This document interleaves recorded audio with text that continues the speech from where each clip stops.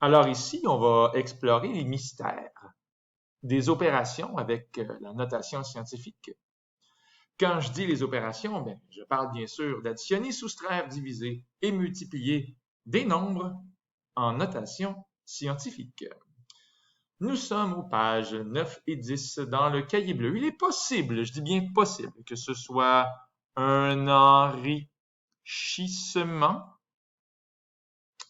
mais quand même, s'enrichir parfois, et pas juste avec l'argent, pourrait vous rendre heureux.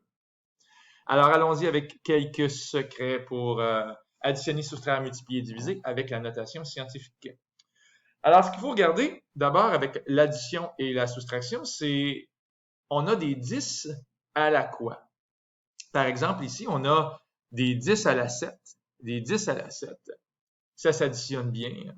Quand on additionne, par exemple, habituellement, les élèves comprennent tellement bien avec l'argent.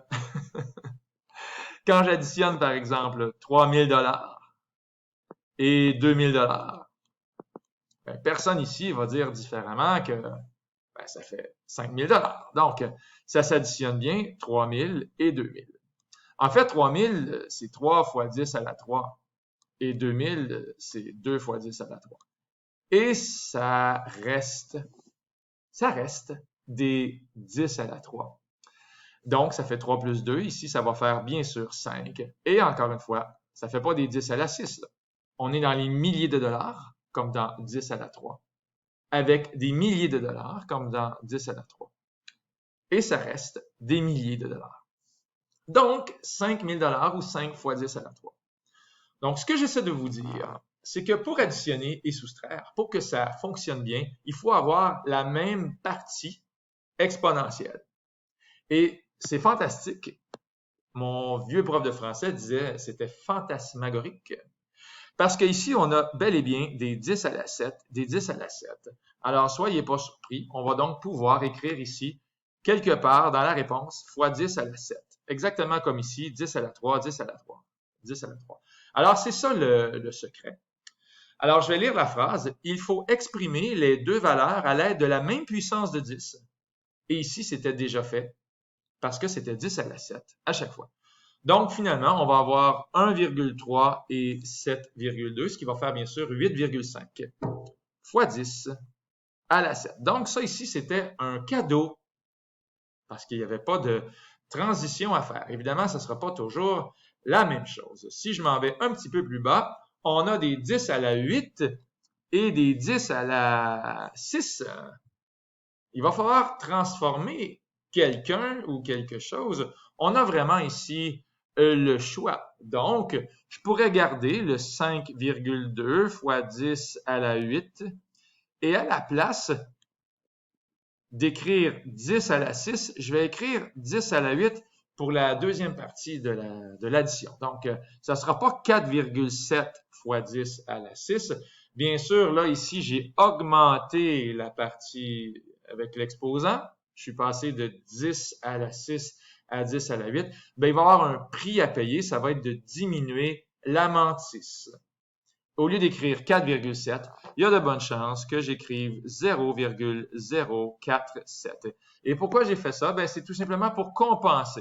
Donc, ici, j'ai rétréci, donc je mets un moins.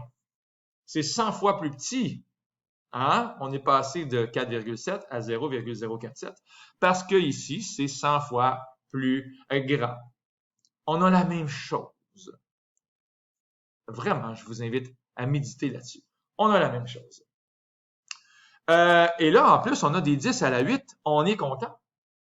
On va donc pouvoir mettre tout ça ensemble. Donc, 5,2 avec 0,047 fois 10 à la 8, tout ça, ben, on va rester dans le monde merveilleux des fois 10 à la 8 et ça va faire 5,247. Vous pourrez vérifier si vous ne me faites pas confiance, mais il y a des bonnes chances que ça donne ça. En passant, on aurait pu transformer la première partie de l'addition. Donc, on aurait pu à la place transformer 5,2 fois 10 à la 8 et écrire à la place. On aurait pu écrire, bien sûr, 520 fois 10. Peut-être que rouge n'est pas un bon choix. Donc, on aurait pu écrire 520 fois 10 à la 6, à la place de 5,2 fois 10 à la 8. Toujours le même principe. Hein? 520, c'est plus grand que 5,2, mais 10 à la 6, c'est plus petit que 10 à la 8. Et sans changer l'autre terme, donc 4,7 fois 10 à la 6, comme ceci. Alors, on est content, on est fou comme un balai. Évidemment, on a des 10 à la 6 et des 10 à la 6. Il va donc rester des 10 à la 6 et on va voir 524,7. Alors, quelle est la meilleure des deux réponses? Est-ce que c'est ici, 5,247 fois 10 à la 8, ou 524,7 fois 10 à la 6? C'est la même chose, mais on va préférer, bien sûr, celle-là ici parce qu'elle est en notation scientifique. Dans le fond, ici, il faudrait retransformer, ça ferait 5,247 fois 10 à la 8 et on aurait exactement la même chose au bout du compte. Un petit dernier peut-être, 1,3 fois 10 à la 6 moins 1,6 fois 10 à la 5, ben, il faut transformer. Il faut transformer, donc, par exemple, je pourrais écrire à la place de 1,3, ben, moi, je veux des 10 à la 5 pour avoir le même 10 à la 5 qui est ici. D'ailleurs, j'ai 1,6 fois 10 à la 5. Donc, qu'est-ce qui s'est passé? Ben, c'est simple. Ici, pour passer de 10 à la 6 à 10 à la 5, j'ai rétréci. Donc, je mets un moins. Donc, ici, je vais augmenter et je vais donc bouger la virgule pour avoir 13. Donc, 13 fois 10 à la 5, c'est la même chose que 1,3 fois 10 à la 6. OK, on a donc des 10 à la 5. On est content. Et on va donc avoir 13 et 1,6. Attention, c'est une soustraction. Donc, on va faire 13 moins 1,6, ce qui va donner 11,4 fois 10 à la 5. Il va falloir bouger la virgule, ça fait 1,14 fois 10 à la 6. Finalement, qu'est-ce que je comprends de cette chose-là? C'est que peut-être que c'est lui ici, le 1,6 fois 10 à la 5, que j'aurais dû transformer. Peut-être que j'aurais dû écrire à la place 0,16 fois 10 à la 6. Alors, à ce moment-là, directement, on aurait eu 1,14 fois 10 à la 6. Pour multiplier et diviser, c'est beaucoup plus facile. Vraiment plus facile. Parce que quand on multiplie, on n'a pas besoin d'avoir les mêmes puissances de 10. Alors, regardez, 2,5 fois 10 à la 8 et 4,8 fois 10 à la 5. Donc, si on calcule ça, qu'est-ce que ça donne? Bien, on pourrait vraiment écrire 2,5 fois 4,8 fois 10 à la 8 et finalement fois 10 à la 5. Voyez-vous, j'ai juste changé l'ordre des morceaux. 2,5, 10,8, il est rendu ici, le 10,8. 4,8 est rendu ici, 10,5. Bref, mes morceaux sont tous là. Dans le fond, ce sont des facteurs parce qu'on est en train de multiplier. On multiplie 2,5 fois 10 à la 8 fois 4,8 fois 10 à la 5. Et quand on multiplie, on peut changer l'ordre. Ah, c'est intéressant.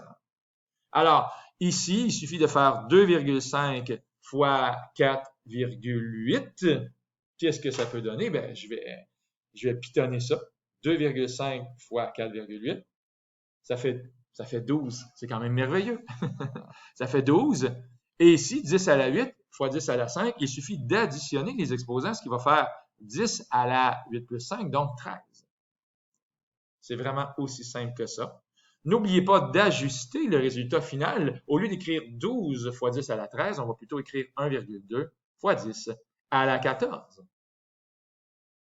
Donc, on se sert de la loi des exposants qui dit que a à la m fois a à la n est égal à a à la m plus n. Oui, on a fait 10 à la 8 fois 10 à la 5 est égal à 10 à la 8 plus 5. Donc, on a écrit 10 à la 13. Un dernier exemple avec une division cette fois-ci. Je vous invite peut-être à l'écrire en étage. 2,7 fois 10 à la 12 divisé par 3 fois 10 à la 4. Donc, on va s'occuper des mantisses. Hein? 2,7 divisé par 3, ben, il me semble que ça va donner 0,9. Et 10 à la 12 avec 10 à la 4, on soustrait les exposants. Ça fait donc 10 à la 8. On a donc 0,9 fois 10 à la 8. Bien sûr, on ne va pas laisser ça comme ça serait une tragédie. On va bouger la virgule parce que la mantis est trop petite. On veut une mantis plus grande ou égale à 1 et pas 0,9. On va bouger la virgule, on va donc avoir 9 ou comme 9,0. Bref, on n'est pas obligé d'écrire 9,0. Et le prix à payer, étant donné qu'on a grandi, on est passé de 0,9 à 9, ben on va rétrécir la partie exponentielle. Donc, 10 à la 8 va devenir 10 à la 7. Donc, la meilleure réponse, ce serait 9, pas 9,0, mais juste 9 fois 10 à la 7. C'était un petit enrichissement, c'est déjà terminé. À propos des pages 9 et 10 dans le cahier bleu, j'espère que vous avez eu autant de plaisir à l'écouter que moi j'ai eu à l'enregistrer pour vous. C'était Luc Allard qui vous dit bye tout le monde.